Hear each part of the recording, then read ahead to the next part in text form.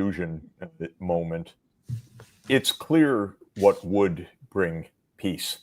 What would bring peace is a state of Palestine created alongside the state of Israel and the end of Hamas as a military force alongside that end of the denial of Palestinian statehood. In other words, there would be a political outcome, and then there would be a security outcome linked to it. The political outcome would be the state of Palestine.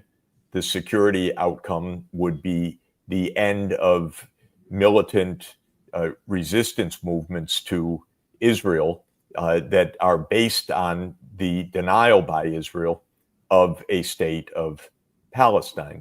And so by linking the political and the security, you would get the agreement of all of the countries in the region, and you would actually end up with the disarmament of Hamas, because Hamas would not have any backers at all in the context of a political settlement.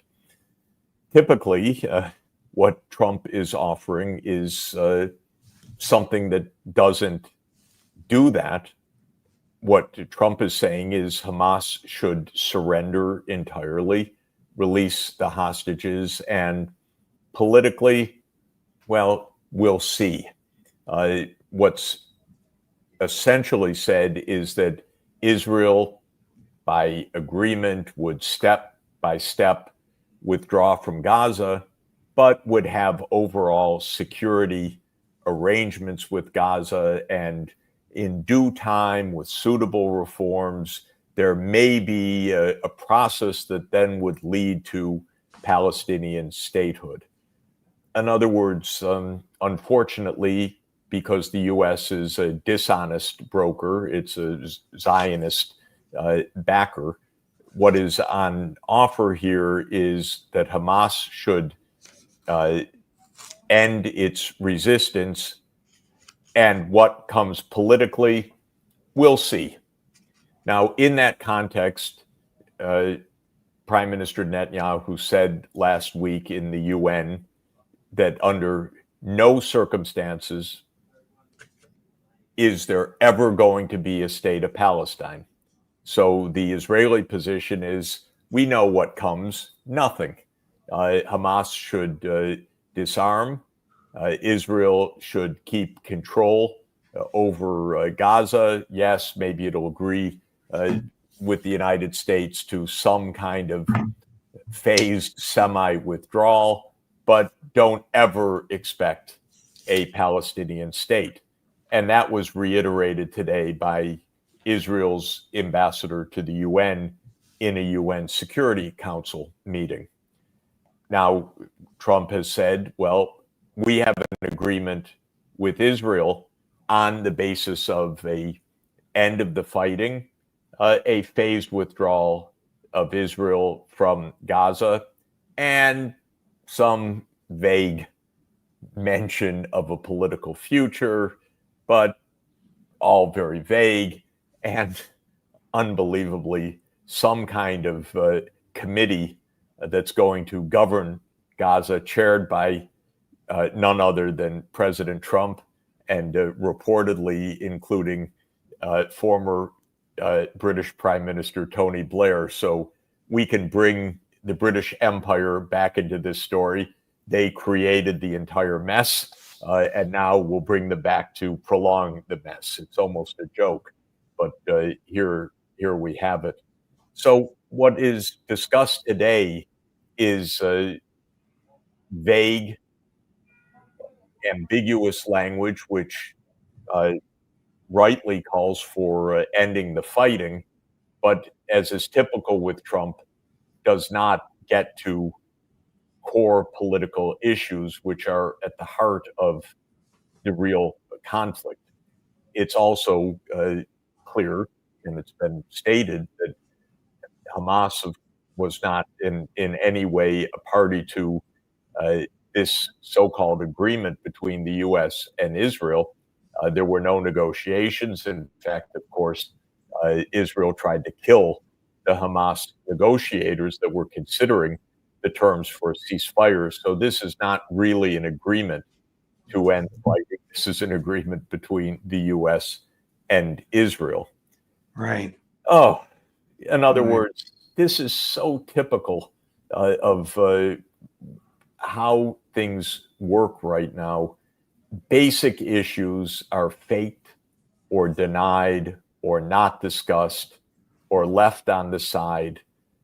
Things are left ambiguous because Trump is politically not interested in or capable of clarity in almost anything that he does, because that requires then following through, consistency, diplomacy, and so forth. And he doesn't operate that way. And so we have a half-baked agreement that may mean no agreement whatsoever.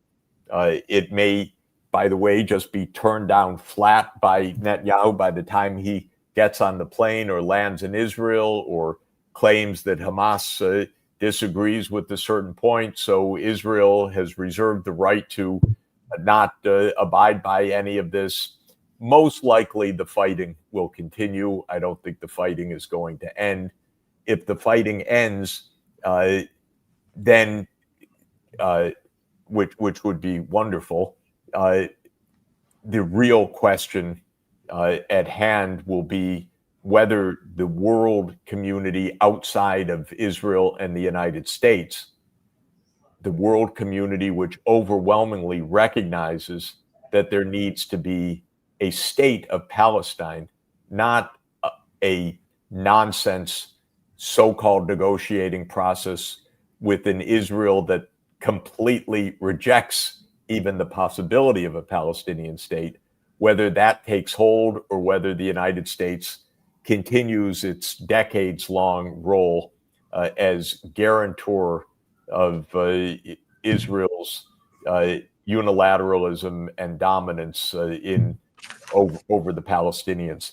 That was pretty long-winded. I don't know if I was clear. No, Professor Sachs, it's almost impossible to put your finger on what they agreed to. It's absurd to call it an agreement because Hamas is not going to agree to it. You're quite correct. It's just an agreement between the Prime Minister of Israel and the President of the United States. It's been condemned by Netanyahu's two most prominent hard right cabinet members, Smotrich and Ben-Gvir. So who knows where it's going to go. But he really looks bad in this and exhausted. But here's the President of the United States making the announcement. To ensure the success of this effort, my plan calls for the creation of a new international oversight body, the Board of Peace, we call it, the Board of Peace, sort of a beautiful name, the Board of Peace, which will be headed, not at my request, believe me, I'm very busy, but we have to make sure this works.